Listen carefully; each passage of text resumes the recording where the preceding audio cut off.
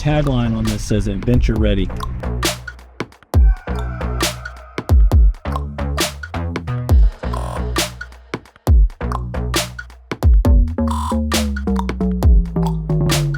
Me and Tom ran a 2025 Rogue Rock Creek today, putting it through some paces, small paces, but paces nonetheless. Off the highway, out of the mall parking lot. But we might be lost because we don't have navs.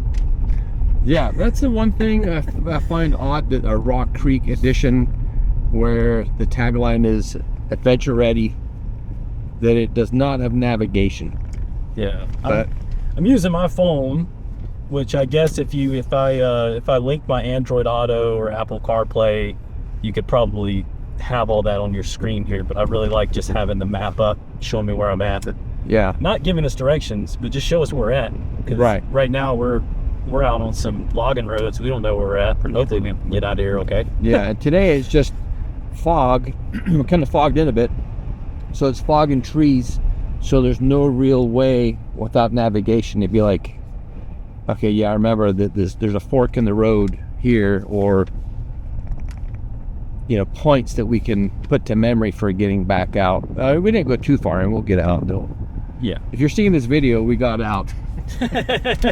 We're fine. We're fine.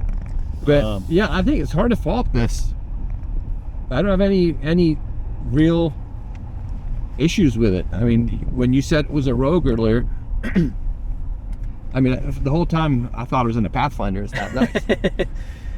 Yeah. The passenger seat being manual is a bit odd, but you said that's kind of common for Nissan to have power driver seat, manual passenger seat. Yeah. I get it. No big deal. They're trying to, I don't want to say cut corners, cut expenses to try to stay competitive. And, although I don't think that having a nav functioning head unit would be too much more money for them. But I'm always interested to hear if somebody knows the lowdown better than I do on the financial side of Nissan. Chime in, please. Thank you. There's always somebody that knows better than us too, which I like, because somebody will leave a comment, well, if you want to see the navigation on the screen, yeah, you need to do step 1, 2, 3. And a lot of times, we'll talk about stuff like that, and by the time the video is up and there's comments, we figured it out, because we're always like, okay, we need to figure out how to do this so we don't look like idiots. again. But one of the things, we put this thing in off-road mode, even though it probably isn't necessary what we're riding at right now. But one of the things we notice is when you put it in off-road mode, you get the off-road cameras up front, which are really nice if you're trying to avoid things, if you're on a narrow road, or going through potholes, dodging falling down trees, which they've got the roads cleared really good today. Me and Tom haven't had to clear the road today. But yeah, and also the hill assist, the hill descent assist, Tom turned on. If you turn it on from a stop, you will absolutely crawl down a hill. But what did you notice earlier when you messed around with it? Well, I was kind of curious to see if we activated it at 3 miles an hour, 5 miles an hour, 10 miles an hour, if it would slow us back down to that crawl. And what it does is it just maintains your speed at whatever you happen to set it at. Yeah. So it's like downhill assist cruise control, kind of. Yeah. Which is oh my god, missed it. That thing was huge. Which is nice, because if the road condition is fine, or the trail condition is fine, you can descend safely at 5, 10, 15. Well, I don't know about 15. We didn't get going that fast when activated, but at some point, I'm sure it will not allow you to descend a hill at a speed that it considers too fast to be safe. Yeah. It wants you to get on the brake and use your own judgment. Right. Yeah. One of the things I noticed, I talk about this in every video, but we talk about all-weather mats. And it's always the first thing I look for when I get in a brand new vehicle. And we got in this today, and it's got the Rock Creek Edition all-weather mats in it, which I think is fantastic, because it's not too sloppy out today, but it is muddy. And getting in and out of this thing, I feel pretty good about not making a big little mess of the carpet and asking one of our lot attendants to have to spray it. And it doesn't matter whether it's rainy, muddy, dusty. These mats are going to do their job. So if you don't have all-weather mats, get them, because you'll be glad you did. Yeah, the all-terrain tires, the special edition 17-inch alloy wheels they put on these Rock Creeks, I think look absolutely at home out here. Yeah. And it's got the orange accents, the lava red accents, excuse me, that will keep all the hunters at bay out here because they'll see us coming. Yeah, thank goodness. Oh, yeah. I picked a white one out on purpose. I didn't want to get a Baja Storm and they think we're a giant deer running through the forest. But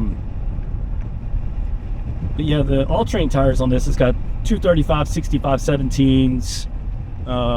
With the cameras, you get the intelligent around view monitor, so you basically get a 360 view if you're in a parking lot or something like that. The hill descent control, two-wheel roof rack, which I absolutely love. Get the heated leather pointed seats. Now these are get the lava red stitching, leather, and then the water resistant fabric and down the center with the Rock Creek logo. And they're heated, which is they're very heated. Yeah, I've got mine on low and I'm doing good. Yeah. Let's see what else here.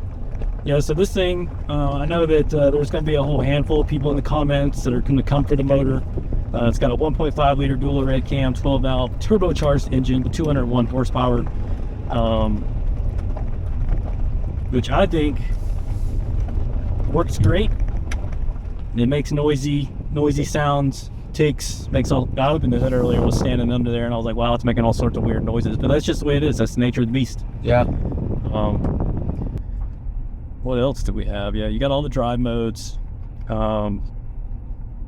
Off-road, highway, eco, snow, racetrack, sport mode. This one's got a power liftgate on it, which I think is awesome. I love the power liftgates. You got the Pro Pilot Assist. That trunk space is huge. It's like deceptively large. It really is.